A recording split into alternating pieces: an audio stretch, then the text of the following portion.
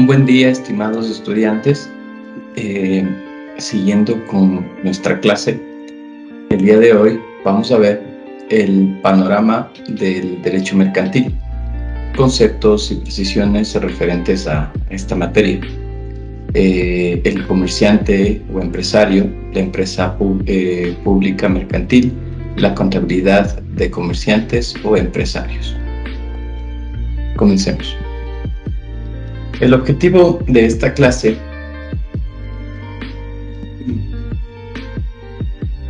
será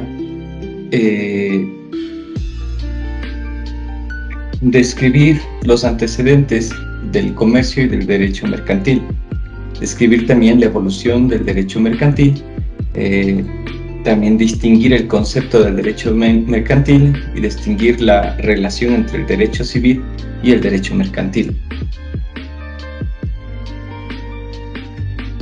Comencemos. Primero, el panorama del derecho mercantil, conceptos y precisiones referentes. Conceptos del derecho mercantil. Al inicio de la sociedad, los seres humanos se agruparon para satisfacer necesidades básicas como la alimentación, la protección y el vestido,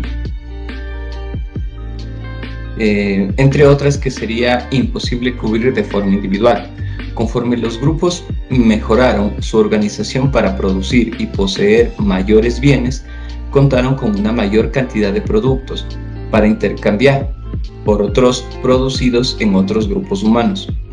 Este proceso de intercambio dio origen al trueque. Por sí mismo, el trueque no pudo considerarse un acto mercantil debido a que las personas que lo realizaban lo hacían únicamente con fines personales, no lucrativos. Sin embargo, esta situación tiene como consecuencia necesaria la aparición del comercio. El trueque surge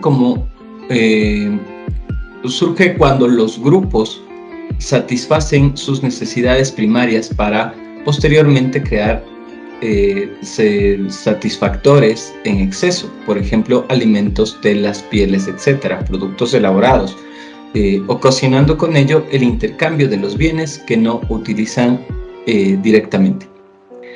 Así, al intercambiar con diferentes grupos, se fueron modificando las diversas maneras de efectuar trueques, en un principio con el fin de satisfacer sus necesidades y posteriormente adquirir una diversidad de cosas no necesarias para ese grupo, pero que son susceptibles de ser intercambiadas por otros objetos. Exactamente así es como surge el comercio. Es el cambio para el cambio.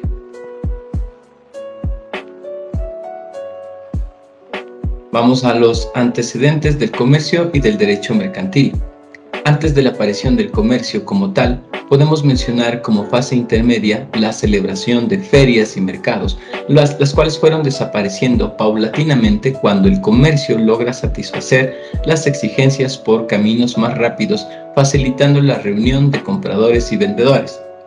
El trueque, las ferias y los mercados traen como consecuencia el surgimiento del comercio. A pesar de la lentitud de las comunicaciones, las dificultades de transporte y en algunos casos los conflictos armados cuando existían condiciones adversas, los mercados o ferias se celebraban en un territorio neutro, generalmente fronterizo, y se pactaba expresa o tácitamente una especie de paz comercial que protegía al extranjero. Para conseguir que la feria o mercado en cuestión fuese efectivamente un centro de concentración donde se evitase el engaño y se protegiese al comerciante extranjero, se aplicaba una severa disciplina en el funcionamiento comercial. Para ello se utilizaba el derecho aplicable y el tribunal que habría de conocer cualquier irregularidad. La exacta ejecución de los contratos celebrados en las ferias o mercados se aseguraba mediante una serie de disposiciones coactivas con fuerza ejecutiva que se les daba a ciertos documentos pagaderos por medio de la realización de procedimientos sumarísimos, los cuales podían llevar incluso a la prisión de los deudores. ¿Cuándo surge el derecho mercantil? La aparición del comercio no coincide necesariamente con el surgimiento del derecho mercantil. Este surge en la Edad Media entre los gremios y corporaciones debido a los intercambios de mercaderías entre plazas y mercados. Cabe resaltar que el surgimiento del derecho mercantil se debe precisamente a una reacción ante el derecho civil romano, que resulta excesivamente formalista, esquemática e insuficiente para regular las necesidades económicas de la época. Cuando resultaron obsoletos los principios tradicionales del derecho civil romano, se atendió a los usos propios de los comerciantes. Recapitulando, el derecho mercantil surge como un derecho especial frente al civil. Es un derecho consuetudinario y uniforme que regula relaciones y necesidades similares de los mercaderes. Adicionalmente, se distinguió por la celeridad de las transacciones que el tráfico de mercancías imponía, así como la ausencia de las formalidades requeridas por el derecho civil. Se empezó a dar el carácter de universal a las reglas y principios que se aplicaban a tratos y negocios semejantes, con la posibilidad de ser celebrados a distancia. Como consecuencia de la reiteración de dichos actos, se propicia la utilización de esquemas, tratos y contratos con soluciones parecidas o iguales. El surgimiento del derecho, de este derecho especial, o sea, el derecho mercantil, separado del derecho civil, conservó su carácter de privado, ya que se concentraba a regular relaciones entre particulares como derecho de los comerciantes. El derecho mercantil perduró hasta principios del siglo XIX, época en la que se promulgó el Código de Comercio francés, donde su origen hasta nuestros días podemos señalar 4 etapas por lo que evoluciona el derecho mercantil, según la teoría del maestro Rafael de Pina Vara. Edad antigua, derecho romano, Edad media y codificación del derecho mercantil. La Edad antigua, que son las leyes rodias. En esta época no existió ningún derecho mercantil como es conocido hoy en día. En realidad fue la recopilación de un conjunto de usos sobre el comercio marítimo. Se sabe que esta compilación referente al comercio marítimo alcanzó tal difusión que el emperador romano Antonio la hizo incorporar al derecho romano. Las leyes rodias pues proporcionan al mundo del derecho mercantil las bases para la codificación del derecho marítimo. El derecho romano. En esta época tampoco se puede hablar de un derecho mercantil propiamente dicho. De acuerdo con la opinión más generalizada de los tratadistas, Roma no conoció un derecho mercantil como rama distinta y separada de un tronco único del derecho privado. Entre otras razones, porque por medio de la actividad del pretor fue posible adaptar este derecho a las necesidades del trato comercial. Es importante mencionar que en el derecho romano no se establece una distinción clara entre derecho civil y derecho mercantil. El llamado derecho pretoriano tenía una flexibilidad tal que permitía dar soluciones a cada caso en particular. Como ejemplos de las figuras utilizadas en Roma, mencionaremos las siguientes. El actio institoria.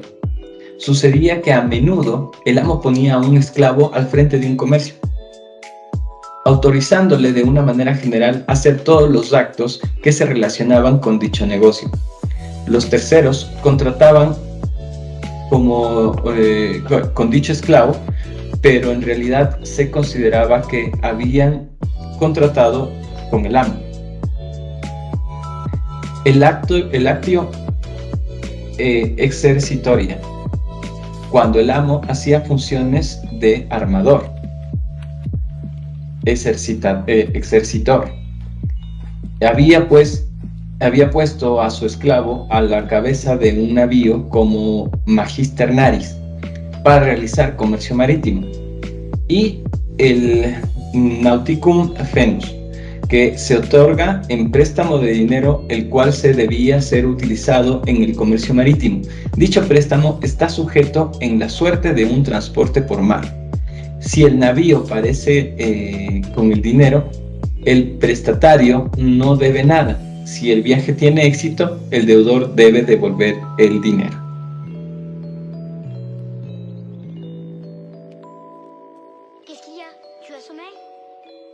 La Edad Media.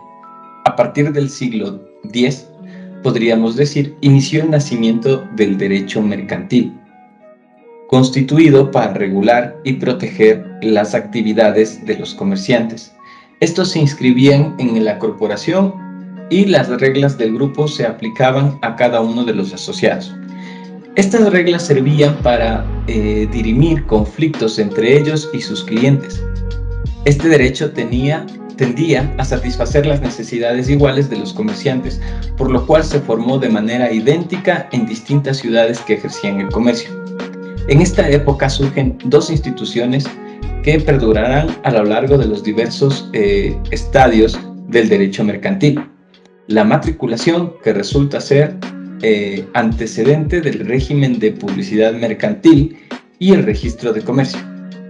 De este modo, el nacimiento del derecho mercantil está ligado íntimamente con la actividad de los gremios o corporaciones de mercaderes que se organizan en las ciudades comerciales medievales para la mejor defensa de los intereses comunes.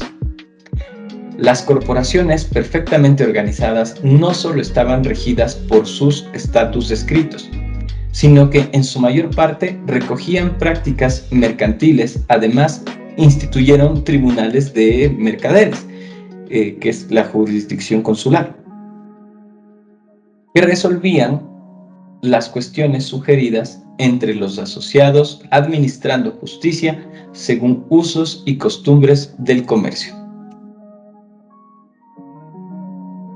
La recopilación de estas normas consuetudinarias llegó a formar los verdaderos ordenamientos mercantiles de la época. Al unísono, los gremios de comerciantes establecieron tribunales encargados de dirimir controversias entre sus agremiados, pero sin las formalidades del procedimiento y sin aplicar normas del derecho común, únicamente usos y costumbres de los mercaderes. Fue así como este periodo histórico se creó un derecho de origen consuetudinario e inspirado en la satisfacción de las necesidades del comercio. Codificación del derecho mercantil. Se considera que el punto de partida de la codificación del derecho mercantil fue la promulgación del Código francés.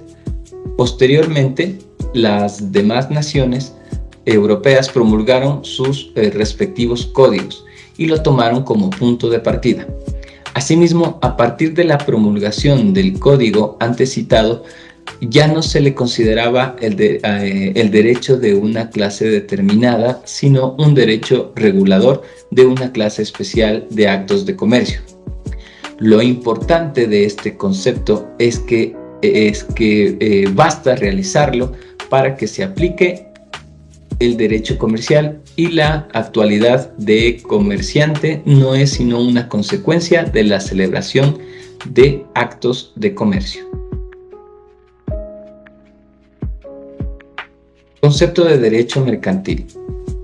El derecho mercantil es el derecho que regula el comercio.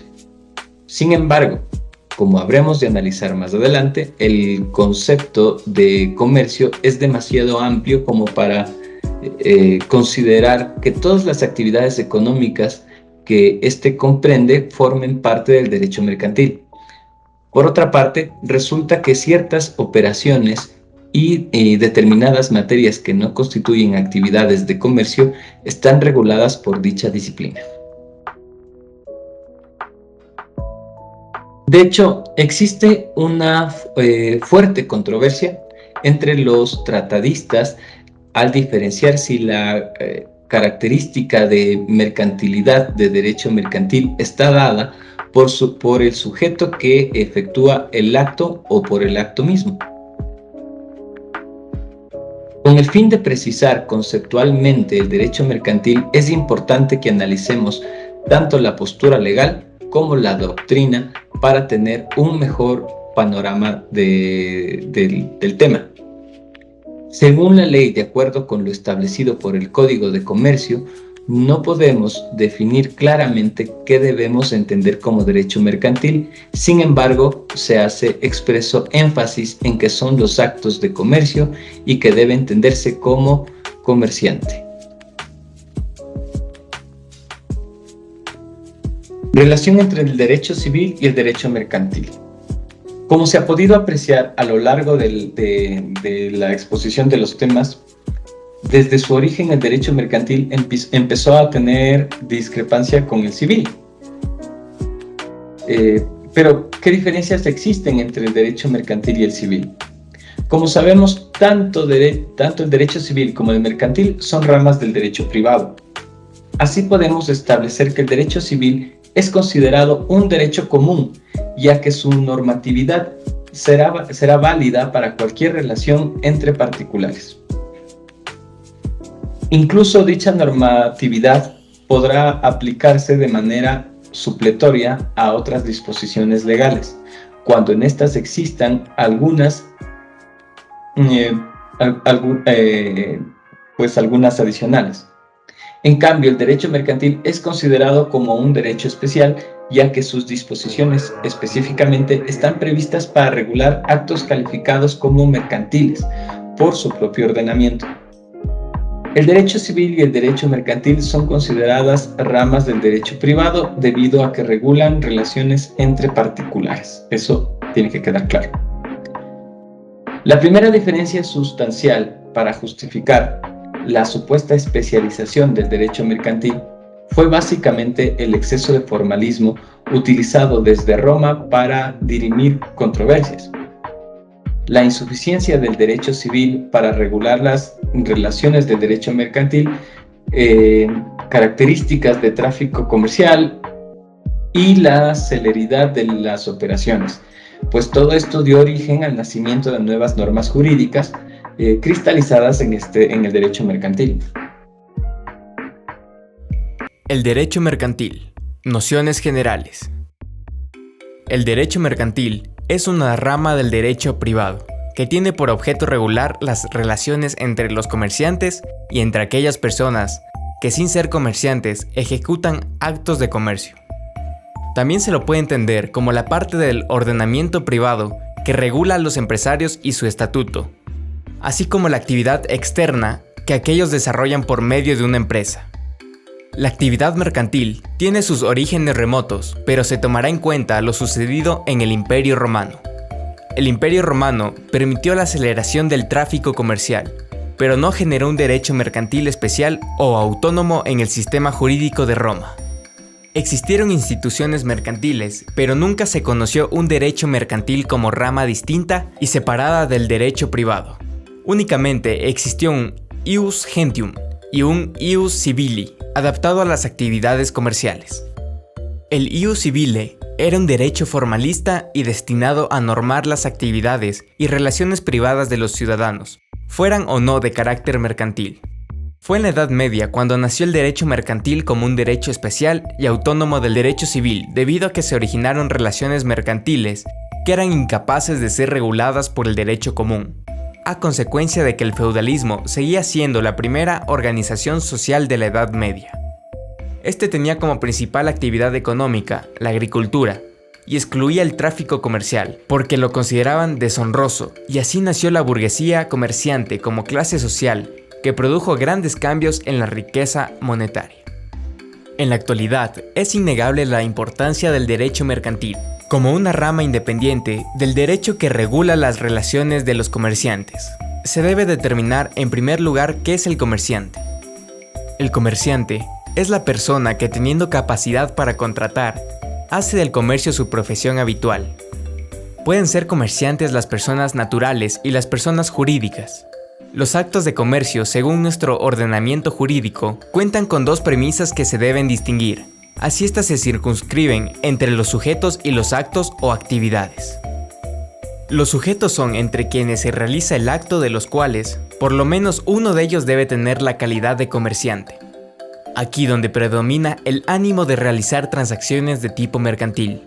A su vez, el Código de Comercio determina claramente cuáles son los actos de comercio, entre los cuales podemos rescatar a la compra, venta o permuta, la comisión o mandato comercial, el transporte, el depósito de mercaderías, las operaciones de banco, de correduría, de bolsa, entre otros. Así, los actos de comercio pueden ser realizados por personas naturales o por personas jurídicas. Las personas naturales que hacen del comercio su profesión habitual deben cumplir los requisitos que son determinados en el Código de Comercio y obtener su correspondiente matrícula como comerciantes en el registro del cantón. No se debe olvidar que las personas jurídicas pueden también ejecutar actos de comercio, para lo cual deben ser constituidas como compañías o sociedades comerciales. Así, en el Ecuador, toda persona que tiene capacidad de contratar puede ejercer el comercio. Historia del derecho mercantil en el Ecuador. Después de la batalla de Pichincha, el 24 de mayo de 1822, el Ecuador pasó a formar parte de la Gran Colombia. Consecuentemente rigió en el país la constitución política dictada por el Congreso de Colombia en Cúcuta. Es así que con la incorporación del Ecuador a la Gran Colombia, en mayo de 1822, continúan aplicándose en materia mercantil las normas vigentes en la colonia que fueron dictadas por los españoles.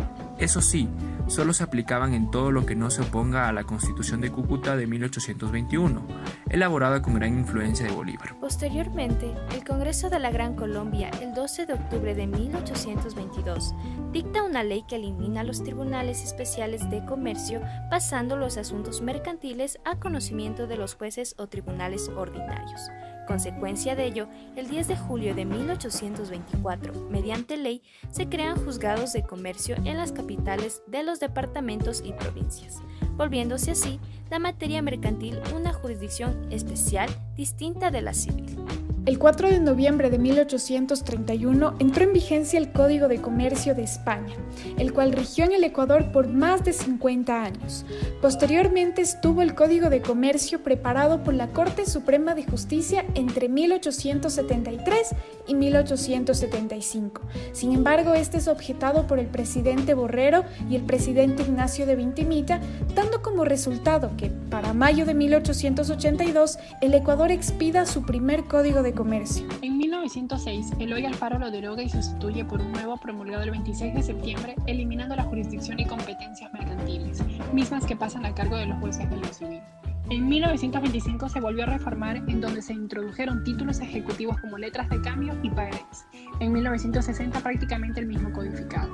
Entre los años 2017 y 2019 la Asamblea Nacional discutió en debate el proyecto de Código de Comercio. Finalmente, aprobado el 9 de mayo del 2019 y registrado en el suplemento 497 de 29 de mayo del 2019.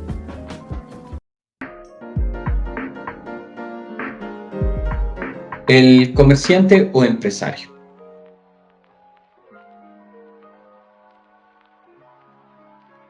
¿A quién se consideran comerciantes? Según lo establecido en el Código de Comercio vigente, serán considerados como comerciantes o empresarios y estarán sujetos a las disposiciones de dicho cuerpo normativo. ¿Quiénes? Primero, los comerciantes o empresarios definidos como tales bajo los términos mismos del Código de Comercio. Las sociedades que se encuentren controladas por las entidades rectoras en materia de vigilancia de sociedades, valores, seguros y bancos, según corresponda, en función de sus actividades de interrelación. Las unidades económicas o entes dotados o no de personalidad jurídica, cuyo patrimonio sea independiente del de sus miembros que desarrollen actividades mercantiles.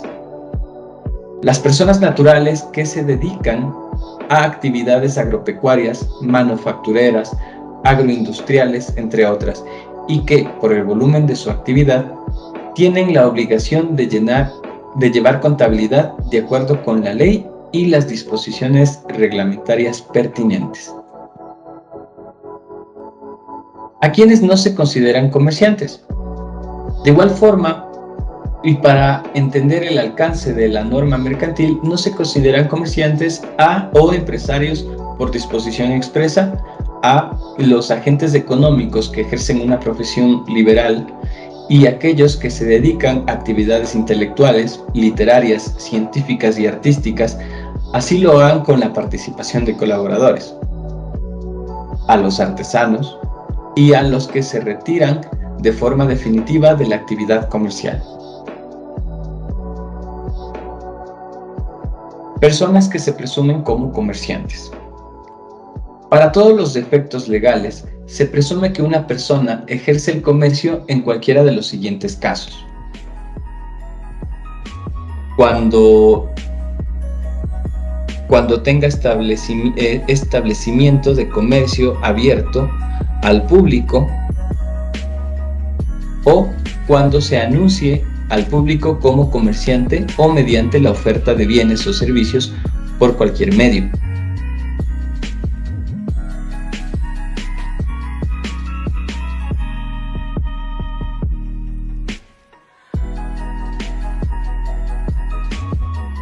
Deberes de los comerciantes.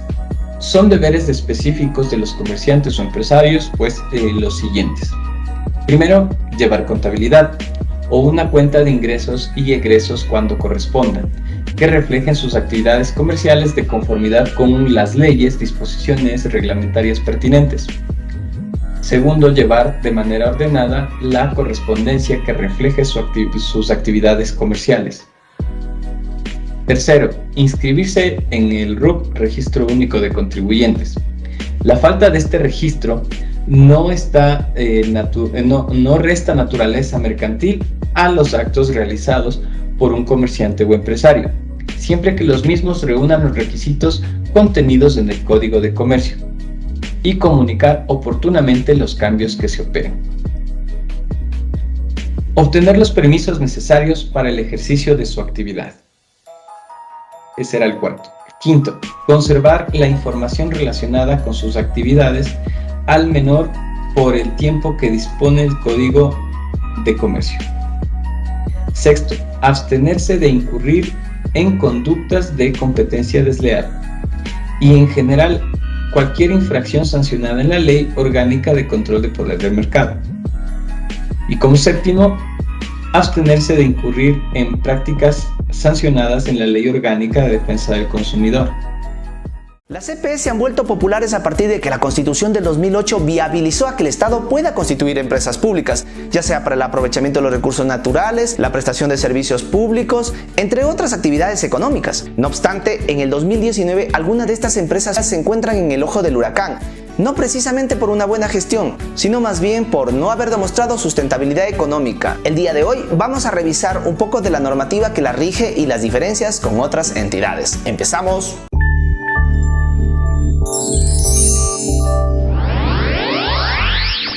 Las empresas públicas desarrollan su actividad en el ámbito local, regional, nacional e internacional.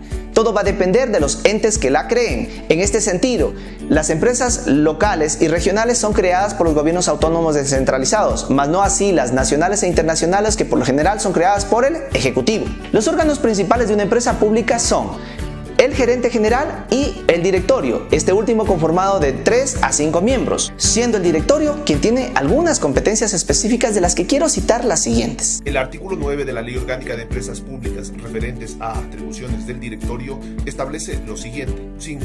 Aprobar el presupuesto general de la empresa y evaluar su ejecución. 6. Aprobar el plan estratégico de la empresa elaborado y presentado por la gerencia general y evaluar su ejecución. Como podemos observar, el buen o mal funcionamiento de una empresa pública no solo depende del gerente general, que es el que la administra, sino también del directorio. Es más, trimestralmente el gerente general debe pasar la información al directorio, entre ellos proyectos por ejecutar, proyectos ejecutados, incluso el presupuesto y su ejecución. Un buen gerente debe asimilar que la misma debe competir casi en igualdad de condiciones que una empresa privada. En este sentido, conseguir los mejores precios, servicios de calidad y en el menor tiempo. Para ello, la Ley Orgánica de Empresas Públicas propende a lograr estos objetivos brindándole algunos beneficios a estas entidades que no tienen otras. Así tenemos. En primer lugar, el talento humano ya no se rige por la LOCEP, sino por la Ley Orgánica de Empresas Públicas, misma que le otorga la administración al gerente general o a quien estime conveniente. En este sentido, lo realizan por reglamentos internos. En segundo lugar, la contratación de obras, bienes o servicios la pueden hacer tal como lo realizan otras entidades. Esto es, a través de la Ley Orgánica del Sistema Nacional de Contratación Pública. Sin embargo, goza de la posibilidad de conformar convenios o alianzas estratégicas, consorcios, asociaciones u otros de naturaleza similar, siendo estos convenios los que recogen la forma de contratar necesaria para llegar a buen término, incluso de forma directa, sin necesidad de concurso. Un ejemplo, una empresa pública vial se puede aliar con una constructora para desarrollar un proyecto de gran magnitud, y resulta que el convenio debe recoger los rubros que va a ejecutar la entidad privada y sobre todo los precios, situación que es perfectamente legal. Es aquí donde quiero puntualizar algo. A excepción de las empresas de economía mixta, no existe normativa expresa que establezca la selección o la forma de determinar quién va a ser el aliado estratégico. Simplemente lo que se dice en la ley es que la aprobación del aliado estratégico va a ser responsabilidad del directorio. No obstante, existen pronunciamientos de Procuraduría en los cuales determinan que sí se debe hacer un concurso, pero obviamente no existe el cómo. Ahora bien, retomando el tema de que estas alianzas estratégicas en sus convenios permitan las contrataciones directas, se ha dejado en tela de duda la legalidad y más que nada la transparencia de estos procesos, dando cabida a que se defina dentro de los mismos documentos contractuales precios discrecionales y convenientes, pero no precisamente para la empresa pública. Por ende, cuán importante es que el gerente general sea una persona honesta, que vele por los intereses de la institución, buscando precios reales y no sobrevalorados. Y surge entonces la pregunta, ¿cuáles son los requisitos que necesita un ser humano para llegar a ser gerente general de una empresa pública?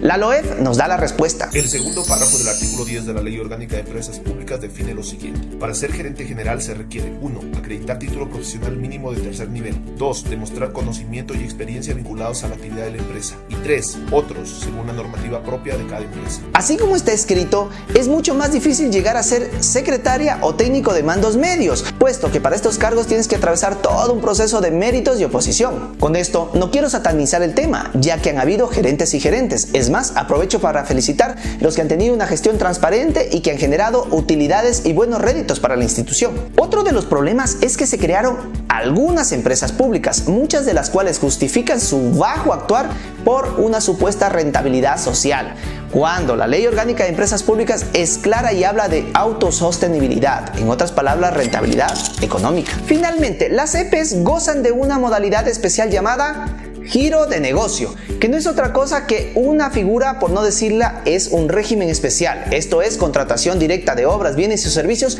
siempre y cuando el CERCOP les haya aprobado los objetos de contratación. Normalmente las empresas públicas tienen sus propios reglamentos para aplicar este mecanismo. No obstante, el CERCOP tiene un formato establecido de reglamento. Como hemos visto, las EPEs gozan de algunos beneficios con respecto a otras entidades. Si bien algunas empresas públicas no se encuentran bien económicamente hablando, la discrecionalidad no es del todo negativa, sobre todo cuando se busca un precio real, el más barato con los mismos resultados, generándole un ahorro a la entidad pública. En lo personal, soy partidario de las empresas públicas, siempre y cuando las mismas se conviertan en verdaderos brazos ejecutores del Estado ecuatoriano, designando para el efecto gerentes con capacidad y experiencia, que se rodeen de directores y gerentes de área eficientes, donde prevalezca las aptitudes antes que la amistad, y sobre todo que tengan como principio el servicio, la honradez y la transparencia.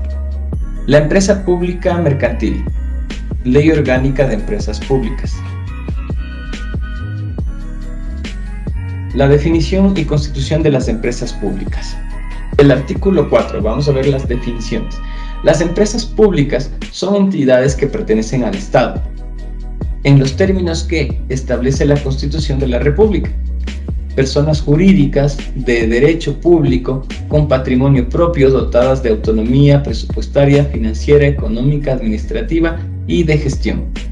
Estarán destinadas a la gestión de sectores estratégicos, la prestación de servicios públicos, el aprovechamiento sustentable de recursos naturales o de bienes públicos y en general al desarrollo de actividades económicas que corresponden al Estado. Las empresas subsidiarias son sociedades mercantiles de economía mixta creadas por la empresa pública en las que el Estado o sus instituciones tengan la mayoría accionaria. Las empresas filiales son sucursales de la empresa pública matriz que estarán administradas por un gerente, creadas para desarrollar actividades o prestar servicios de manera descentralizada y desconcentrada. Las agencias y unidades de negocio son áreas administrativas, operativas de la empresa pública, dirigidas por un administrador con el poder especial para el cumplimiento de las atribuciones que les sean conferidas por el establecimiento legal de la referida empresa que no gozan de personería jurídica propia y que se establecen para desarrollar actividades y prestar servicios de manera descentralizada y desconcentrada. El artículo 5. Constitución y jurisdicción. La creación de empresas públicas se hará mediante decreto ejecutivo para las empresas constituidas por la función ejecutiva, por acto normativo legalmente expedido por los gobiernos autónomos descentralizados y mediante escritura pública para las empresas que se constituyan entre la función ejecutiva y los gobiernos autónomos descentralizados, para lo cual se requerirá del decreto ejecutivo y de la decisión de la máxima autoridad del organismo autónomo descentralizado en su caso. Las universidades públicas podrán constituir empresas públicas o mixtas que se someterán al régimen establecido en esta ley para las empresas creadas por los gobiernos autónomos descentralizados o el régimen societario. En la resolución de creación adoptada por el máximo organismo universitario competente se determinarán los aspectos relacionados con la administración y funcionamiento. Se podrá constituir empresas públicas de coordinación para articular y planificar las acciones de un grupo de empresas públicas creadas por un mismo nivel de gobierno, con el fin de lograr mayores niveles de eficiencia en la gestión técnica, administrativa y financiera. Las empresas públicas pueden ejercer sus actividades en el ámbito local, provincial, regional, nacional o internacional. La denominación de las empresas deberá contener la indicación de empresa pública o la sigla EP o iniciales, acompañada de una expresión peculiar. El domicilio principal de una empresa estará en el lugar que se determine en su acto de creación y podrá establecerse agencias o unidades de negocio dentro o fuera del país. En el decreto ejecutivo, acto normativo de creación, escritura pública o resolución del máximo organismo universitario competente, se detallarán los bienes muebles o inmuebles que constituyen el patrimonio inicial de la empresa. El patrimonio inicial de la empresa y un anexo se listarán los muebles o inmuebles que forman parte de ese patrimonio. Hola, mi nombre es Giovanni y hoy día vamos a hablar de quiénes están obligados a llevar contabilidad en Ecuador. En Ecuador existen dos tipos de personas, las personas naturales y las jurídicas. En sí, las personas jurídicas son todas las empresas y aquellas que están ya obligadas a llevar contabilidad. En el caso de personas naturales, son todas las personas nacionales o extranjeras que tengan una actividad económica y que cuenten con un capital propio. Deben cumplir con una de estas tres condiciones y así podrán formar parte del grupo que está obligado a llevar contabilidad. 1. Que operen con un capital propio superior a $180,000. 2. Que sus ingresos anuales del ejercicio fiscal anterior inmediato haya superado $300,000. 3. Que sus gastos y costos anuales de la actividad económica que supere del año anterior inmediato sean de $240,000. Si cumples con una de estas condiciones, tú estás obligado a llevar contabilidad bajo la firme responsabilidad de un contador legalmente autorizado e inscrito en Registro Único de Contribuyentes. Las personas que no están obligadas a llevar contabilidad deben manejar su registro de ingresos y egresos, como son los profesionales, comisionistas, artesanos y demás trabajadores autónomos que no están obligados a llevar contabilidad. Hola a todos, el día de hoy vamos a tratar el tema de la agencia, la comisión y el corretaje. Los mismos que se encuentran contemplados entre los artículos 441 y 520 del Código de Comercio ecuatoriano. En primer lugar, trataremos a la comisión. La comisión es un mandato especial por el que una persona denominada comitente encomienda a otra denominado comisionista la ejecución de uno o varios actos mercantiles por un tiempo determinado a cambio de una retribución económica. Esta clase de contratos generalmente se encuentran en la venta de bienes inmuebles cuando se contrata a una inmobiliaria para vender determinada propiedad. El agente inmobiliario se encargará de garantizar la venta de la propiedad y recibirá como retribución económica un porcentaje de dichas ventas. La comisión también cuenta con algunas características. Es un mandato especial entre el comitente y el comisionista cuyo objeto es la realización de uno o varios actos mercantiles. Carece de la representación del mandante, pues el comisionista actúa en nombre propio. La comisión mercantil es naturalmente onerosa. Por naturaleza del contrato, el comisionista es el medio, no el resultado, pues el negocio no depende exclusivamente de su voluntad, sino también de un tercero contratante. Ahora mencionaré 4 de las causas de terminación del contrato de comisión. Cuando se ha cumplido con el mandato o comisión, cuando el comitente revoca la comisión, si el objeto de la comisión es imposible de ejecutar o por muerte del comisionista o del comitente. Como segundo punto a tratar, mencionaremos a la agencia. La agencia es un contrato por el medio del cual una persona llamada empresario encarga a otra persona denominada agente para que promueva o explote sus productos o negocios en un determinado territorio, actuando de forma independiente y estable como representante de uno o varios de sus productos o servicios. Por medio del contrato de agencia, un comerciante asume en forma independiente y de manera estable el encargo de promover, explotar negocios en una determinada rama y dentro de una zona prefijada en el territorio nacional, como representante o agente de un empresario nacional o extranjero, como fabricante o distribuidor de uno o varios productos de este.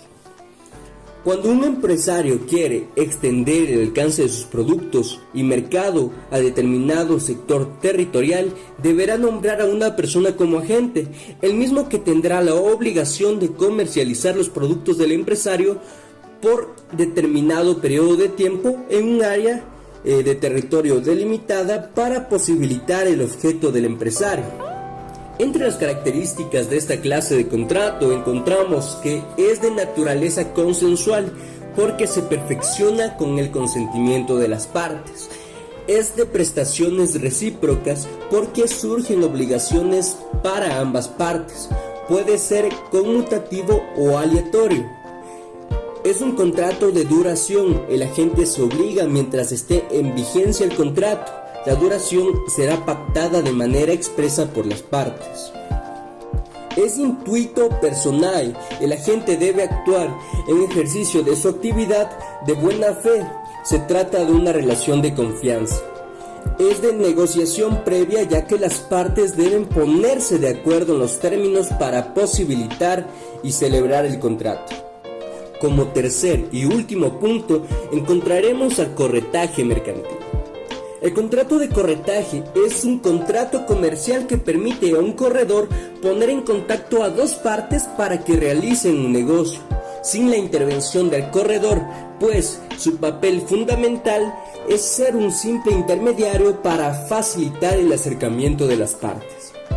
Para diferenciar el contrato de comisión con el contrato de corretaje, podemos determinar que el contrato de comisión se encarga a una persona que realice determinada actividad, mientras en el contrato de corretaje un profesional en cierta área contacta la oferta con la demanda. Un ejemplo claro del contrato de corretaje se encuentra con los corredores de bolsa, quienes son el nexo entre la oferta y la demanda del mercado de valores, encargándose de conseguir compradores y vendedores para determinadas áreas, teniendo amplio conocimiento del mercado.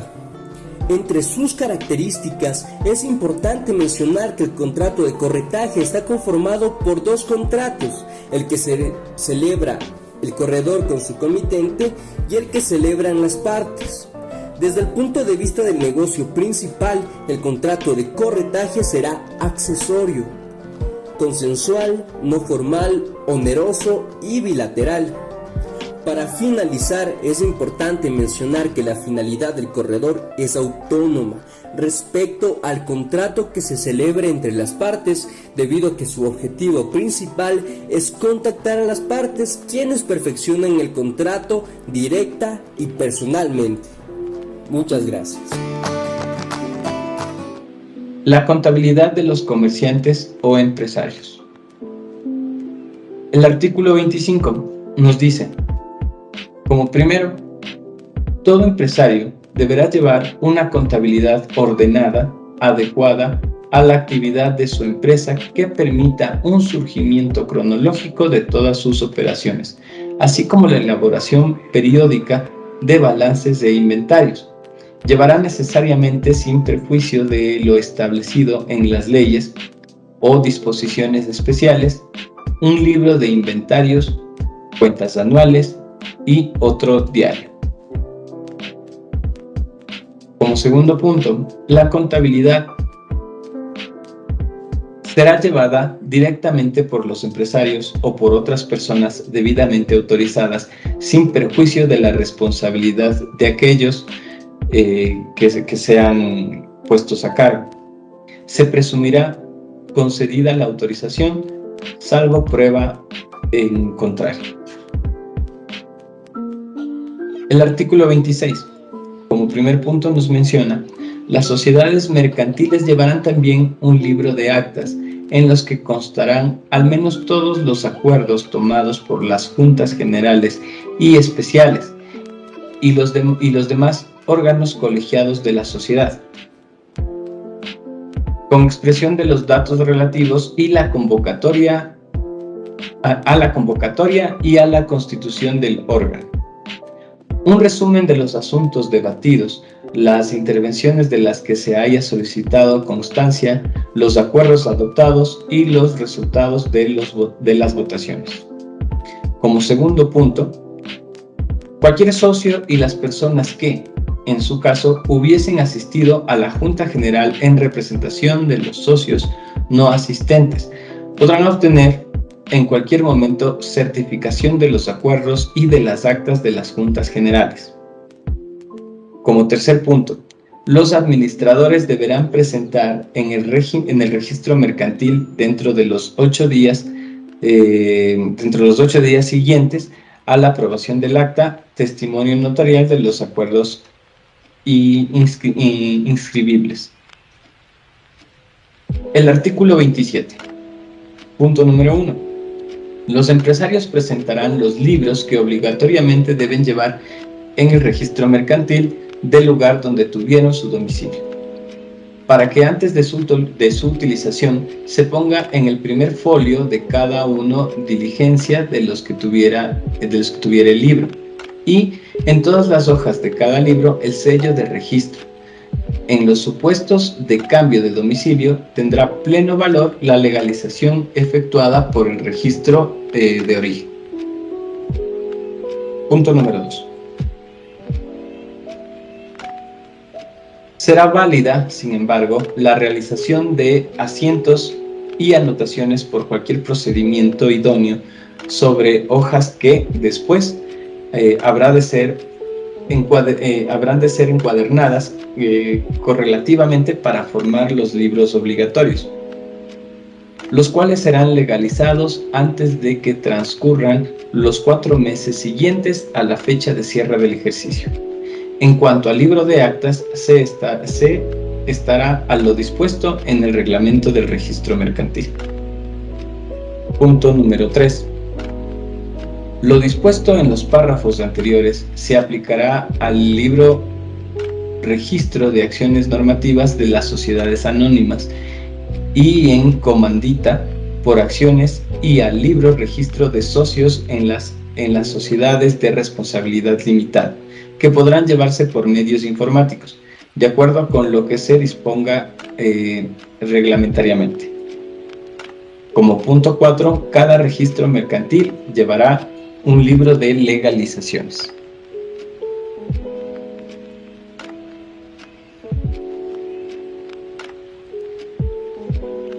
El artículo 28.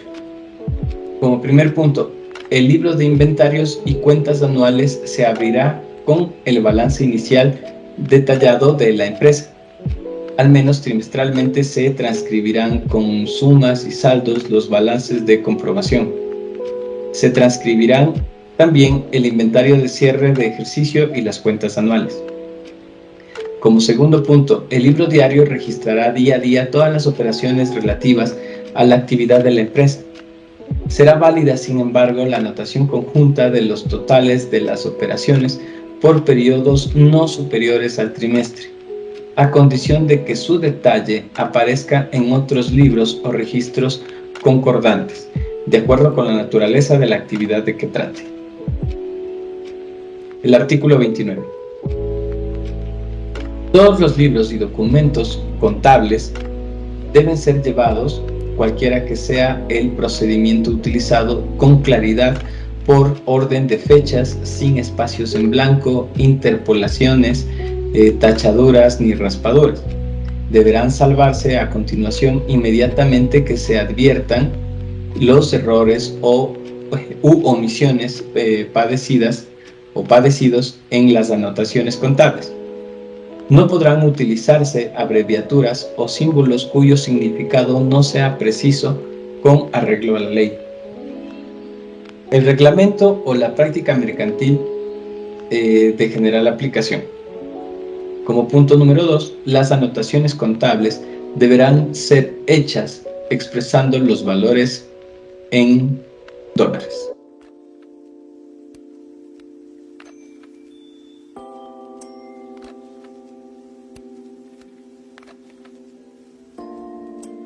El artículo 30.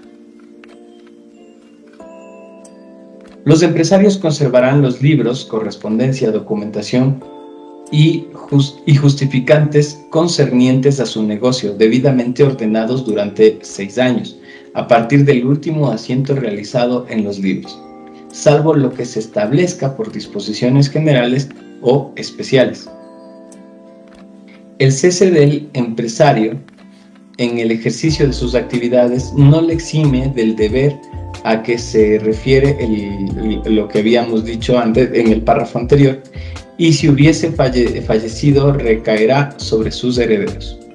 En caso de disolución de sociedades, serán sus liquidadores los obligados a cumplir lo prevenido en el párrafo anterior.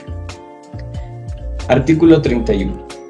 El valor probatorio de los libros de los empresarios y demás documentos contables será apreciado por los tribunales conforme a las reglas generales del derecho. Artículo 32. La contabilidad de los empresarios es secreta, sin perjuicio de lo que se derive de lo dispuesto en las leyes. Como segundo punto, la comunicación o reconocimiento general de los libros, correspondencia y demás documentos de los empresarios solo podrá decretarse de oficio o a instancia de parte en los casos de sucesión universal, suspensión de pagos, quiebras, liquidaciones de sociedades o entidades mercantiles, expedientes de regulación de empleo, y cuando los socios o los representantes legales de los trabajadores tengan derecho a su examen directo. Como tercer punto, en todo caso, fuera de los casos prefijados en el párrafo anterior, podrá decretarse la exención de los libros y documentos de los empresarios a instancia por parte o de oficio cuando la persona a quien pertenezcan tengan interés o responsabilidad en el asunto en que proceda la exhibición. El reconocimiento se contraerá exclusivamente en los puntos que tengan relación con la cuestión de que se trata. El artículo 33. El reconocimiento al que se refiere el artículo 32, ya sea general o particular, se hará en el establecimiento del empresario, en su presencia o en la de la persona que comisione, debiendo adoptarse las medidas oportunas para la debida conservación y custodia de los libros y documentos. En cualquier caso, la persona a cuya solicitud se decrete el reconocimiento podrá servirse de auxiliares técnicos en la forma y número que el juez considere necesario. El artículo 34. Al cierre del ejercicio, el empresario deberá formular las cuentas anuales de su empresa, que comprenderán el balance, la cuenta de pérdidas y ganancias, un estado que refleje los cambios en el patrimonio neto del ejercicio, un estado de flujos de efectivo y la memoria. Estos documentos formarán una unidad.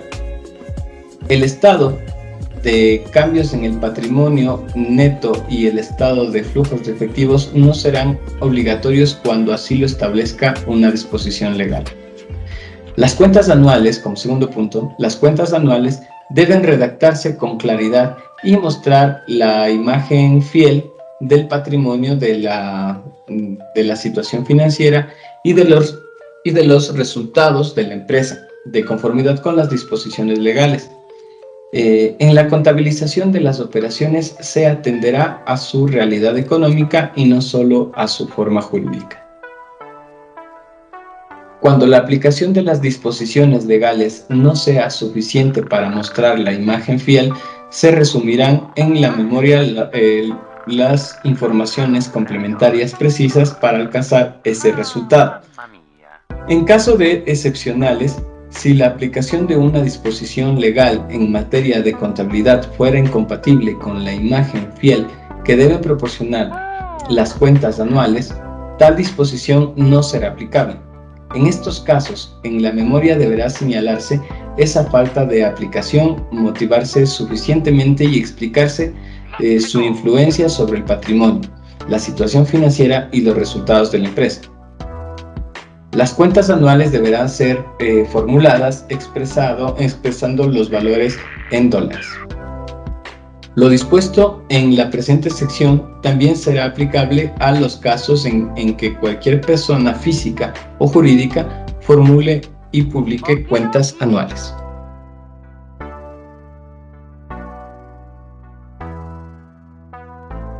Personas e instrumentos del comercio. Tal como determina el artículo 39 del Código de Comercio, toda persona capaz para contratar de acuerdo a las disposiciones del Código Civil puede ejercer la actividad mercantil o comercial. Al respecto, el Código Civil en el artículo 1461 establece que para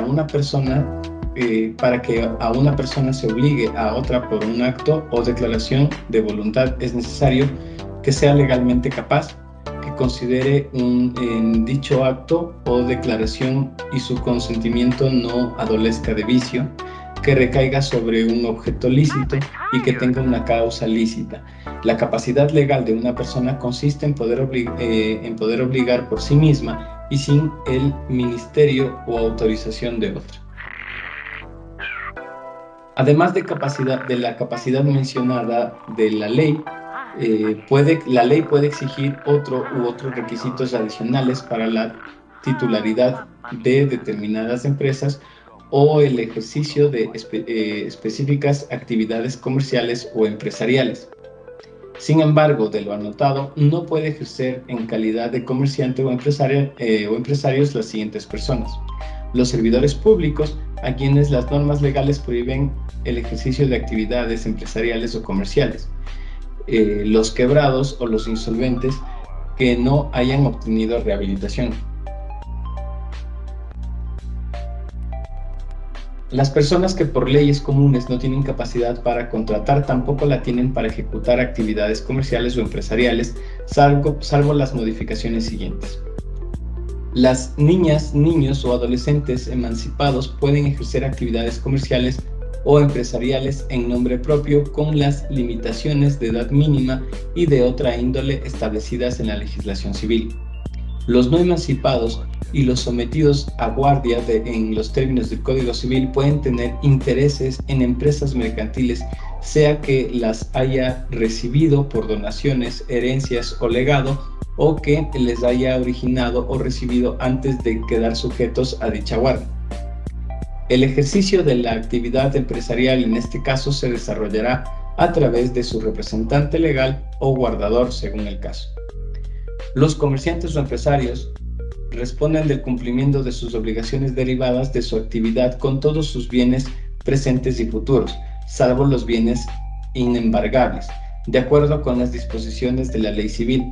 En cuanto a la naturaleza y efectos de las cauciones, así como en lo referente a las preferencias y privilegios de los créditos en contra de estas, se estará a lo dispuesto en el Código Civil, como en otras leyes donde se establezcan prelaciones y privilegios.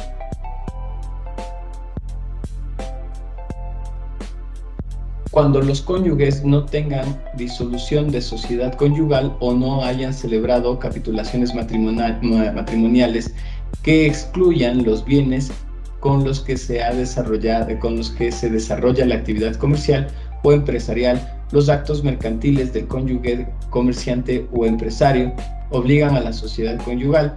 Esta disposición no se aplica para los actos prescritos en el primer inciso del artículo 181 del Código Civil.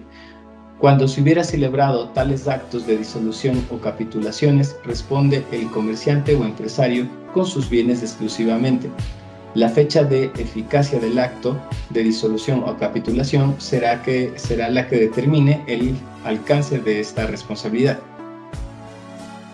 Los niños, niñas o adolescentes emancipados que cumplan la edad mínima establecida en la ley para trabajar pueden ejercer el comercio y ejecutar actos de comercio siempre que para ello fuera autorizado por su tutor, bien interviniendo personalmente en el acto o por escritura pública, que deberá ser registrado en las dependencias correspondientes del dominio de la hija o hijo, de conformidad con las normas notariales y de registro de datos públicos en el Código de Comercio.